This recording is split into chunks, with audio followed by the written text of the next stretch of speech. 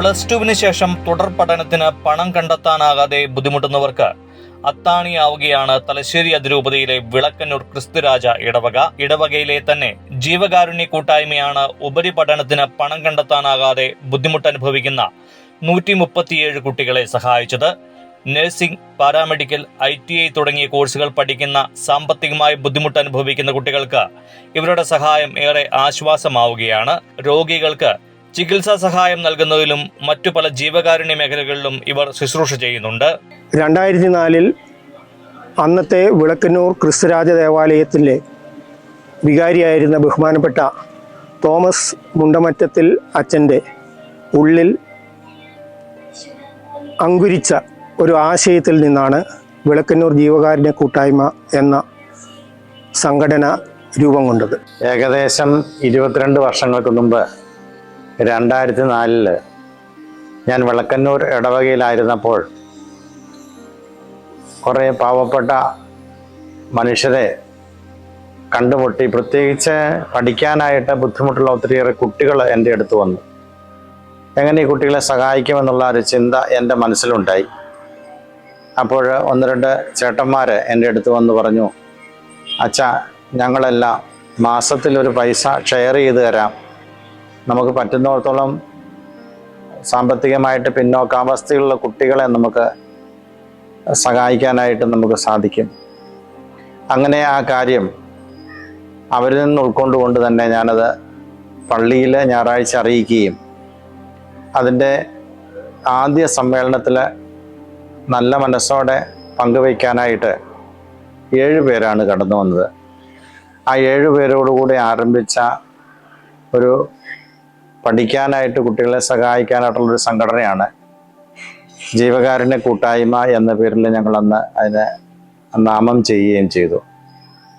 22 വർഷങ്ങൾക്ക് മുമ്പ് ആരംഭിച്ച പ്രസ്ഥാനം ഇന്ന് വളർന്ന് ഒത്തിരിയേറെ കുട്ടികളെ പഠിപ്പിക്കാനും അതുവഴിയായിട്ട് അനേകം കുടുംബങ്ങളെ സാമ്പത്തികമായിട്ട് ഉയർത്താനും അതുവഴിയായിട്ട് സാധിച്ചിട്ടുണ്ട്. സർക്കാർ മേഖലയിലൂടെ ലൈഫ് മിഷൻ പോലുള്ള ഏജൻസികളിലൂടെ സാധാരണക്കാർക്ക് അല്ലെങ്കിൽ പാവപ്പെട്ടവർക്ക് ഭവനങ്ങൾ ആവശ്യമായ രീതിയിൽ നിർമ്മിച്ച് കിട്ടുന്ന അല്ലെങ്കിൽ ലഭിക്കുന്ന ഒരു സാഹചര്യം വന്നപ്പോൾ ഇപ്പോൾ നമ്മൾ ഭവന നിർമ്മാണ മേഖലയിൽ കാര്യമായ ശ്രദ്ധ ചെലുത്തുന്നില്ല. പിന്നീട് നമ്മൾ ഏറ്റെടുത്ത് നടത്തുന്ന വളരെ പ്രധാനപ്പെട്ട ഒരു പ്രവർത്തനമാണ് വിദ്യാഭ്യാസ സഹായം. വിദ്യാഭ്യാസ സഹായം എന്ന് നമ്മൾ ഉദ്ദേശിക്കുന്നത് കൊണ്ട് പ്രൊഫഷണൽ കോഴ്സുകൾക്ക് പഠിക്കുന്ന വിദ്യാർത്ഥികൾക്ക് അവർക്ക് സ്വന്തം നിലയിലുള്ള ഫണ്ടും അതുപോലെ തന്നെ വായ്പകൾ അല്ലെങ്കിൽ ബാങ്ക് വായ്പകൾ വഴിയും ഒക്കെ ഉള്ള ഫണ്ട് പോരാതെ വരുന്നൊരു ഘട്ടത്തിൽ അവരുടെ ആ ഒരു വിദ്യാഭ്യാസ ആവശ്യത്തിന് തികയാതെ വരുന്ന തുക ജീവകാരുണ്യ കൂട്ടായ്മ നൽകി വരുന്നു. ഇങ്ങനെ നൽകുന്ന തുക അവരുടെ പഠനം പൂർത്തിയാക്കി 1 വർഷത്തിന് ശേഷം പലിശരഹിതമായിട്ട് സംഘടനയിലേക്ക് തിരിച്ച് അടയ്ക്കേണ്ടതാണ്. അങ്ങനെ തിരിച്ചു വരുന്ന പണം വീണ്ടും നമ്മൾ അടുത്ത വർഷം കുട്ടികൾക്ക് കൊടുക്കുന്നതിന് വേണ്ടി ഇതേ രീതിയിൽ തന്നെ കൊടുക്കുന്നതിന് വേണ്ടി നമ്മൾ ഉപയോഗിക്കുന്നു.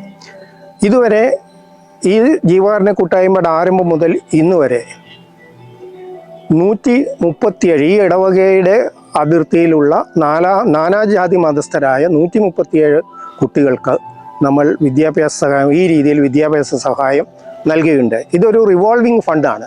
അപ്പോൾ ആദ്യം ഒരു കുട്ടിക്ക് കൊടുക്കുന്ന പൈസ അവർ നമുക്ക് തിരികെ കോഴ്സ് പൂർത്തിയാക്കി ജോലി ആകുന്ന മുറയ്ക്ക് അല്ലെങ്കിൽ കോഴ്സ് പൂർത്തിയാക്കി 1 വർഷത്തിന് ശേഷം നമുക്ക് തിരികെ നൽകുമ്പോൾ നമ്മൾ അത് മറ്റു കുട്ടികൾക്ക് വിതരണം ചെയ്യുന്നതിന് വേണ്ടി ഉപയോഗിക്കുന്നു. ഇപ്പോൾ ഏകദേശം 25 ലക്ഷത്തോളം രൂപ ഈ വിളക്കന്നൂർ ഇടവകയിലെ 45ഓളം കുട്ടികൾക്കായി ജീവകാരുണ്യ കൂട്ടായ്മ നൽകിയ വകയിൽ നിലനിൽക്കുന്നുണ്ട്. പഠനം കഴിഞ്ഞു വരുന്ന കുട്ടികളൊക്കെ നല്ല ഒരു റെസ്പോൺസാണ് നമ്മുടെ അടുത്ത് പറയുന്നത്. അവർക്ക് വളരെ സന്തോഷമാകുന്നു. ഇല്ലെങ്കിൽ നിങ്ങളുടെ കിട്ടിയില്ലായിരുന്നെങ്കിൽ ഞങ്ങൾക്ക് പഠിത്തം നിന്നു പോകുമായിരുന്നു, ഞങ്ങളുടെ അപ്പനും അമ്മയും അത്ര വിഷമമുള്ളതായിരുന്നു, അവർക്കും ഒരു സഹായമായി എന്നുള്ള കാര്യങ്ങൾ വന്ന് നമ്മളോട് പറയാറുണ്ട് അവർ. അങ്ങനെ എല്ലാം കൊണ്ടും ഒരു പൊതുവെ ഈ വിളക്കന്നൂർ ഇടവകയിൽ മാത്രമേ ഈ സംഘടനയുള്ളൂ. ഈ ഇടവകയിൽ എല്ലാവർക്കും നല്ലൊരു മതിപ്പും കാര്യങ്ങളുമായിട്ടുണ്ട് പോകുന്ന ഈ സംഘടന.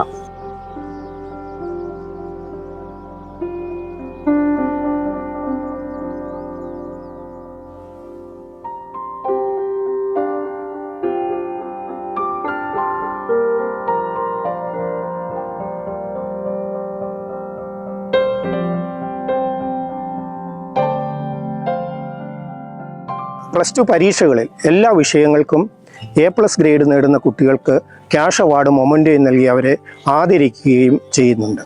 അതുപോലെ തന്നെ വിദ്യാഭ്യാസ സ്കോളർഷിപ്പ് വിളക്കന്നൂർ LP സ്കൂളിലെ 1ാം ക്ലാസ്സിൽ ചേരുന്ന മിടുക്കരായ കുട്ടികൾക്ക് ആ വർഷം മുതൽ തന്നെ നമ്മൾ ഒരു ചെറിയ സ്കോളർഷിപ്പ്, വിദ്യാഭ്യാസ സ്കോളർഷിപ്പ് മിടുക്കരായ 4 കുട്ടികളെ തിരഞ്ഞെടുക്കുന്നു.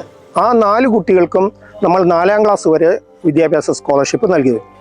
അതിൽ നിന്നും 2 കുട്ടികളെ നമ്മൾ 7ാം ക്ലാസ് വരെ സ്കോളർഷിപ്പ് നൽകി കൊണ്ടുപോകും. 8ാം ക്ലാസ് മുതൽ ഇതിൽ ഒരു കുട്ടിയെ ഹയർ സെക്കൻഡറി വരെ സ്കോളർഷിപ്പ് നൽകി അവരെ നമ്മൾ മുന്നോട്ട് കൊണ്ടുപോകുന്നു. അപ്പോൾ വിദ്യാഭ്യാസ മേഖലയിൽ ജീവകാരുണ്യ കൂട്ടായ്മ കഴിഞ്ഞ വർഷങ്ങളിലായിട്ട് ഈ വക കാര്യങ്ങളാണ് ചെയ്തു വരുന്നത്. Engineering, general nursing, BSc nursing, MBBS, chartered accountancy ഇങ്ങനെയുള്ള കോഴ്സുകൾക്കാണ്. ഇങ്ങനെയുള്ള പ്രധാനപ്പെട്ട കോഴ്സുകളും അതുപോലെ തന്നെ ചെറിയ കമ്പ്യൂട്ടർ കോഴ്സുകൾ പെട്ടെന്ന് 6 മാസം കൊണ്ട് 1 വർഷം കൊണ്ടൊക്കെ കോഴ്സ് പൂർത്തിയാക്കി ജോലി കിട്ടത്തക്ക രീതിയിലുള്ള കമ്പ്യൂട്ടർ കോഴ്സുകൾക്കും ആണ് പ്രൊഫഷണൽ കോഴ്സുകൾ എന്നതുകൊണ്ട് ഉദ്ദേശിക്കുന്നത്. നമ്മൾ ഇതിനുള്ള ഫണ്ട് കണ്ടെത്തുന്ന ഒന്ന് ഞങ്ങളുടെ അംഗങ്ങളുടെ കോൺട്രിബ്യൂഷൻ. ഞങ്ങളുടെ അംഗങ്ങൾ എല്ലാവരും ഓരോ മാസവും അവർക്ക് പറ്റുന്നതായ ഒരു തുക നമ്മൾ ഇതിനു വേണ്ടിയിട്ട് ചെലവഴിക്കുന്നുണ്ട്, അല്ലെങ്കിൽ സംഘടനയിലേക്ക് നൽകുന്നുണ്ട്. അതുപോലെ തന്നെ നമ്മൾ എല്ലാ വർഷവും നമ്മുടെ ഇടവക സമൂഹത്തിലേക്ക് അല്ലെങ്കിൽ ഇടവക സമൂഹത്തെ ഈ ജീവകാരുണ്യ കൂട്ടായ്മയുടെ ധനശേഖരണാർത്ഥം ഒരു പ്രാവശ്യം സമീപിക്കാറുണ്ട്. അപ്പോൾ ആ സമയത്ത് ഇടവകയിലെ ജനങ്ങൾ, ഇടവക സമൂഹം ഒന്നാകെ വളരെ നല്ല രീതിയിൽ നമ്മളോടൊത്ത് സഹകരിക്കാറുണ്ട്. ഇങ്ങനത്തെ ഉള്ള ചെറിയ ചെറിയ ഫണ്ടുകൾ വഴിയൊക്കെ ആയിട്ടാണ് നമ്മൾ ഇതിനാവശ്യമായ അല്ലെങ്കിൽ ഈ പ്രവർത്തനത്തിന് ആവശ്യമായ ഫണ്ട് കണ്ടെത്തുന്നത്. അങ്ങനെ വിദ്യാർത്ഥികൾക്ക് പഠന സഹായം ഇങ്ങനെ സിസ്റ്റമാറ്റിക്കായിട്ട് നൽകുന്ന ഒരു സമ്പ്രദായം വിളക്കന്നൂർ ഇടവകയിൽ മാത്രമേ ഉള്ളൂ എന്നാണ് ഞങ്ങൾ മനസ്സിലാക്കുന്നത്. ജീവകാരുണ്യ കൂട്ടായ്മയുടെ പ്രവർത്തന കാലം തൊട്ട് ചുണ്ടക്കുന്ന് എന്ന് പറയുന്ന സ്ഥലത്ത് ദിവ്യകാരുണ്യ ആശ്രമം എന്ന പേരിൽ മാനസിക രോഗികൾക്ക് സംരക്ഷണം നടത്തിക്കൊണ്ടിരിക്കുന്ന ഒരു ആശ്രമം നടത്തി വരുന്നുണ്ട്. ആ ആശ്രമത്തിലെ അന്തേവാസികൾ ഏതാണ്ട് 25ഓളം അന്തേവാസികൾ അവിടെയുണ്ട്.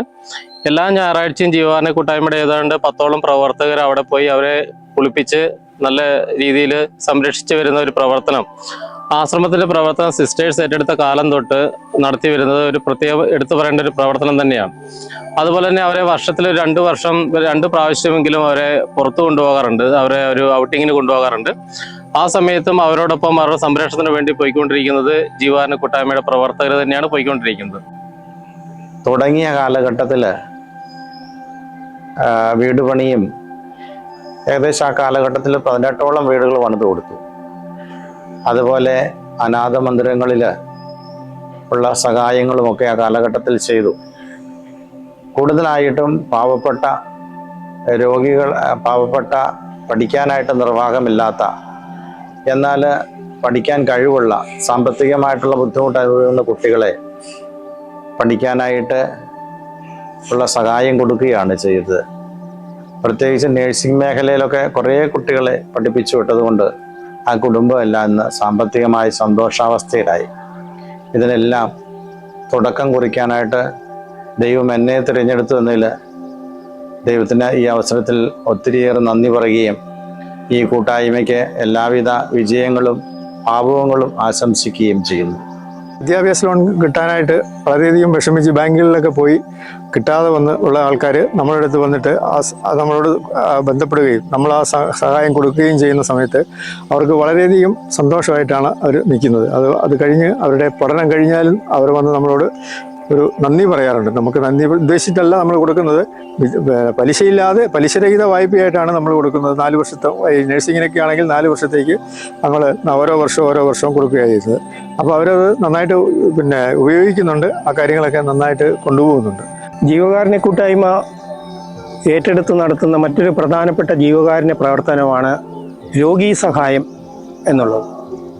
രോഗീ സഹായം എന്ന് പറയുമ്പോൾ നമുക്ക് 2 തരത്തിലുണ്ട് രോഗീ സഹായം നമ്മൾ ചെയ്യുന്നത്. ഒന്ന്, തുടർച്ചയായി ചികിത്സ ആവശ്യമുള്ള ആൾക്കാർക്ക് എല്ലാ മാസവും ഒരു നിശ്ചിത തുക അവരുടെ മരുന്നൊക്കെ വാങ്ങേണ്ട ആവശ്യത്തിലേക്കായിട്ട് കൊടുക്കുന്നത്. അത് തുടർച്ചയായിട്ട് വർഷങ്ങളായിട്ട് നമ്മൾ തുടർന്നു വരുന്ന ആൾക്കാരുണ്ട്. അങ്ങനെ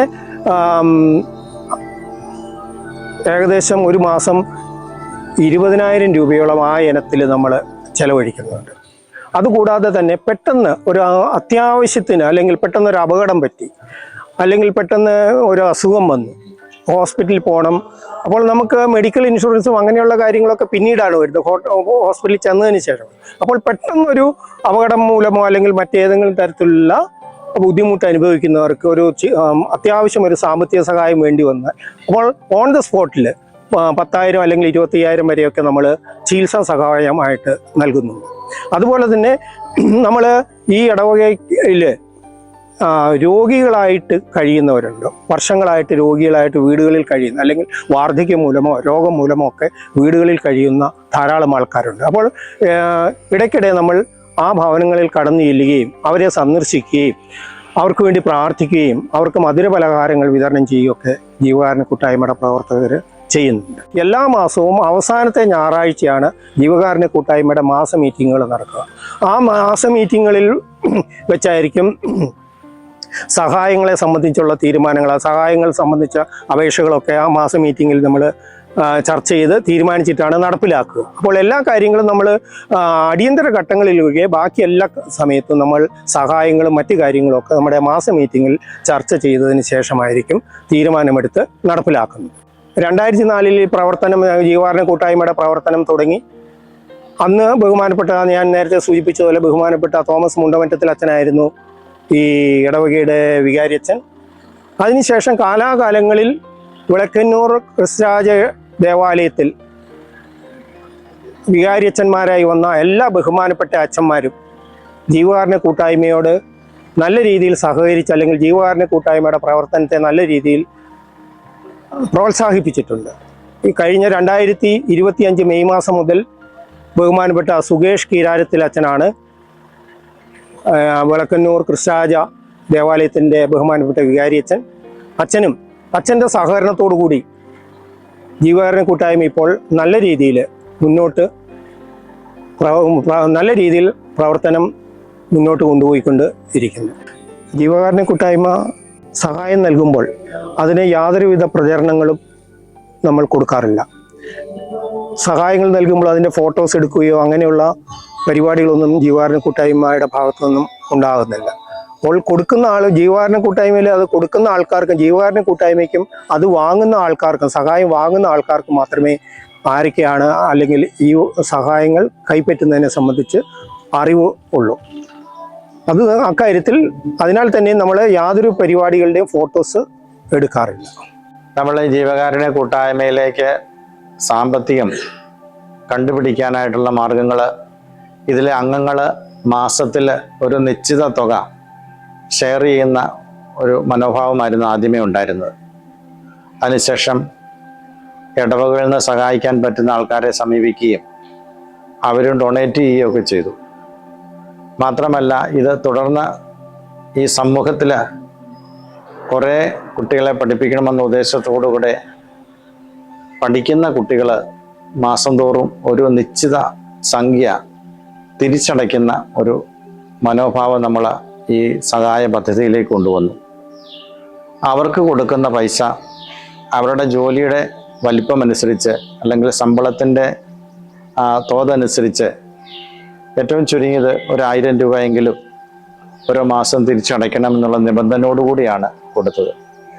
അങ്ങനെ അത് നമുക്ക് കിട്ടുമ്പോൾ ആ പൈസകൾ ഉപയോഗിച്ച് വീണ്ടും മറ്റൊരു കുട്ടിയെ പഠിപ്പിക്കാനായിട്ട് സാധിക്കും. അത് ഒരുവിധം ഭംഗിയായിട്ട് തന്നെ മുന്നോട്ട് പോകുന്നുണ്ട്. 1-2 കുട്ടികളൊഴിച്ച് ബാക്കി എല്ലാ കുട്ടികളും ആ പണം തിരിച്ചടച്ചതുകൊണ്ട് കൂടുതൽ കുട്ടികളെ സഹായിക്കാനായിട്ടുള്ള ഒരു കൂട്ടായ്മയായിട്ട് ഈ കൂട്ടായ്മ തീർന്നു. മനുഷ്യ സ്നേഹത്താൽ, ദൈവസ്നേഹത്താൽ പ്രേരിതമായിട്ട് യോജിച്ചിരിക്കുമ്പോൾ അത്ഭുതങ്ങൾ നമ്മുടെ ഇടയിൽ പ്രവർത്തിക്കാമെന്നുള്ളതിൻ്റെ ഒരു ഉദാഹരണം കൂടിയാണ് ഈ ജീവകാരുണ്യ കൂട്ടായ്മ.